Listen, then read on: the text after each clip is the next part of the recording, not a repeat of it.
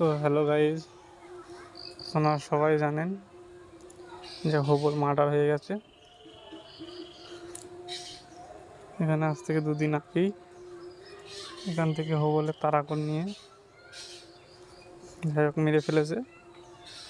আজকের আজিকার হসপিটালে মারা গেছে, জানা গেছে যে আজিকার হসপিটালে মারা গেছে। তো এই সেই জায়গায় আমরা যাচ্ছি, আপনারা দেখবেন কোথায় মেরেছিল হবলকে। হবলকে তো আশা করি সবাই চেনেন কম বেশি। তো দেখেন কোথায় মেরেছে হবলকে। এই যে টার্নিং, এই একটা টার্নিং, সামনে মুকুন্দপুর স্কুল, স্কুলের পিছনে দেখেন এই যে এই জায়গাটা দেখতে পাচ্ছেন কী অবস্থা করেছে। এখানে হবলকে মেরে ফেলা হয়েছে, মারধর করা হয়েছে।